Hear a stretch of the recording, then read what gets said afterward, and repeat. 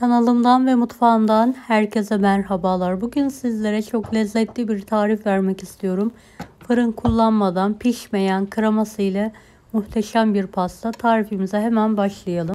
3 poşet krem şantinin üzerine 200 gram labne peyniri ekleyelim.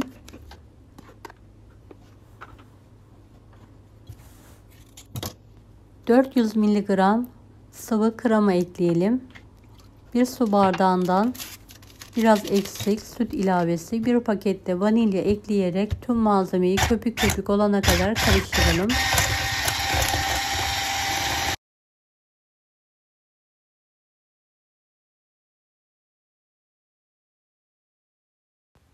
Evet, gördüğünüz gibi çok güzel bir şekilde kabardı. Tadı da gerçekten çok lezzetli. 3 adet yumurtanın üzerine 1 su bardağı toz şeker ekleyelim. Yarım su bardağı sıvı yağ, 2 su bardağı süt ekleyelim.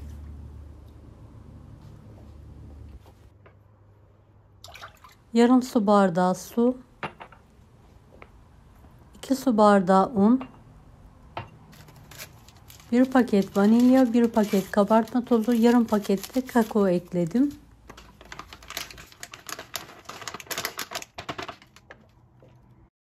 Tüm malzemeyi pürüzsüz olana kadar karıştıralım.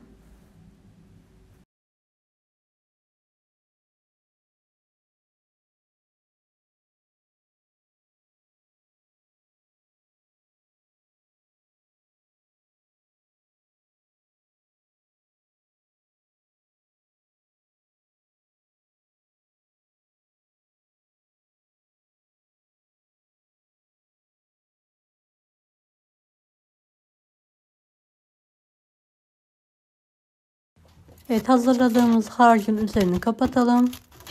5-10 dakika bu şekilde dinlendirelim. Evet, 10 dakika sonraki kıvamını göstermek istiyorum. Gördüğünüz gibi biraz daha koyulaştı. Krep tavamızı önceden ısıtalım.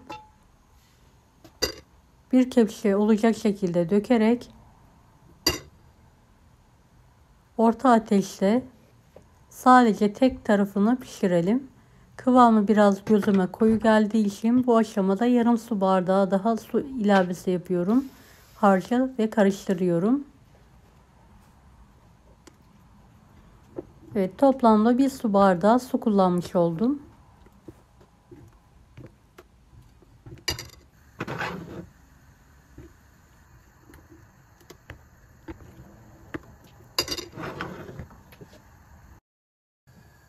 Evet, kenarlarından kalkmaya başlayınca bir spatula ile kaldıralım ve tek tarafını pişirerek soğutmayı bırakalım.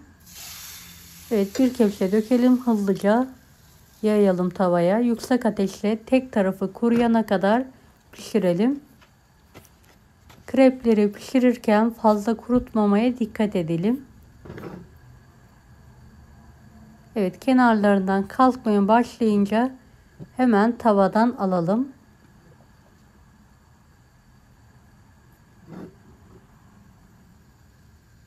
Evet, bir spatula yardımıyla kenarlarını kaldırabilirsiniz.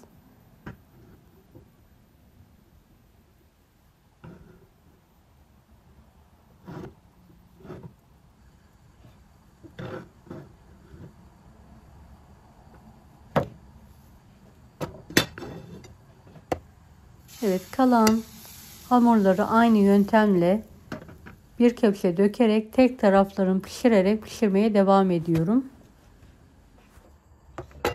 Videomu bu kısma kadar izlediyseniz yorum kısmına herhangi bir emoji bırakırsanız bana destek olmak için sevinirim.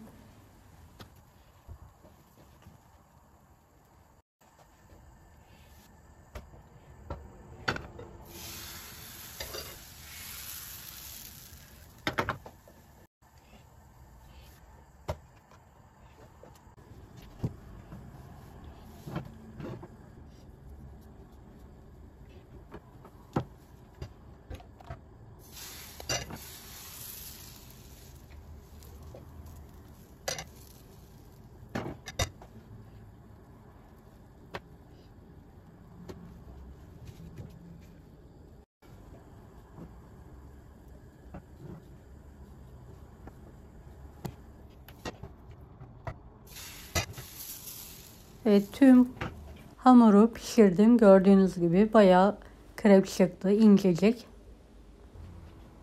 Kelepçeli kalıbımı istediğim boyuta ayarladım.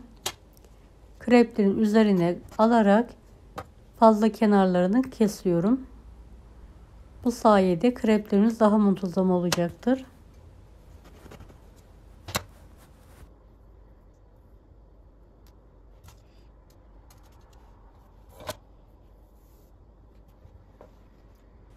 Evet, servis tabağına bir tane krep hamurumu yerleştiriyorum.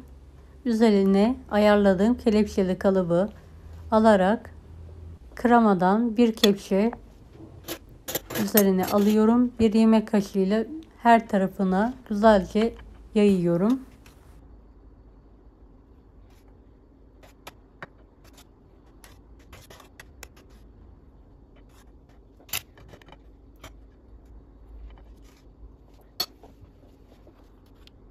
Evet, üzerine bolca çikolata rendeliyorum.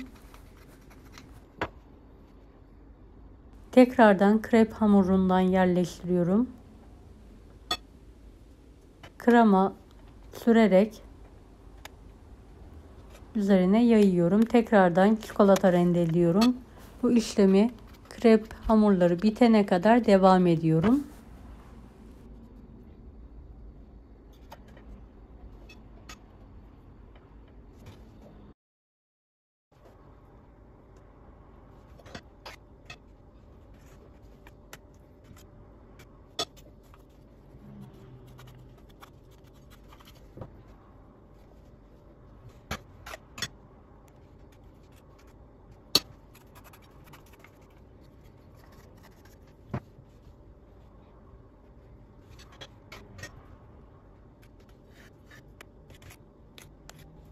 Ve son krep hamurunu da kelepçeye yerleştiriyorum.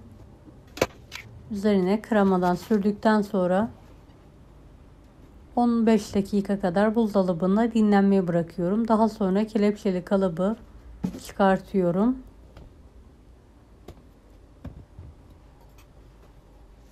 Kalan kremadan kenarlarını ve etrafını sürerek sıvamama yapıyorum.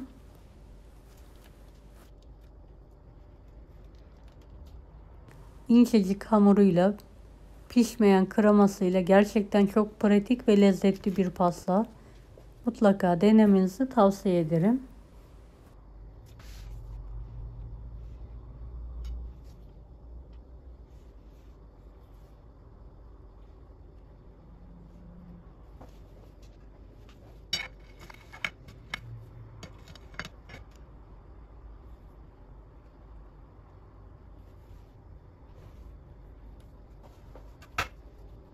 Evet, kalan kremayı da kenarlarına tek sıra halinde sıkıyorum.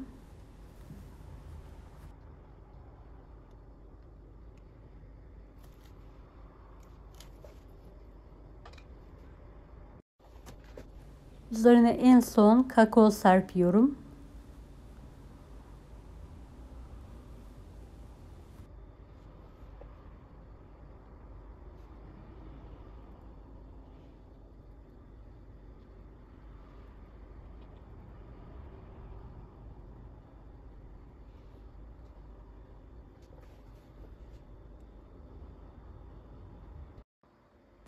Evet, pastamız artık servise, ikrama, yemeğe hazır. Evet, bir tane dilimi keserek sizlere yakından katlarını da göstermek istiyorum. Kat kat incecik hamuruyla gerçekten çok güzel oldu.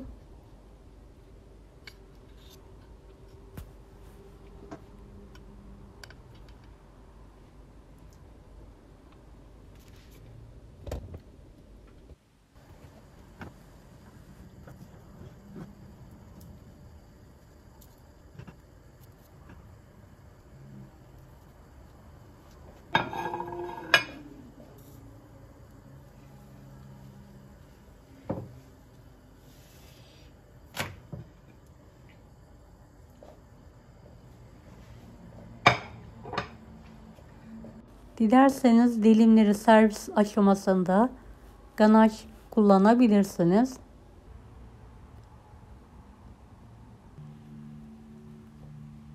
Evet, bir dilimin tadına bakmak istiyorum. Gerçekten yumuşacık, ipek gibi bir pasta oldu. Deneyecek olanlara şimdiden kolaylıklar dilerim. Kanalıma ücretsiz abone olmayı unutmayın. Bir dahaki videolarda görüşmek üzere. Allah'a emanet olun. Hoşça kalın.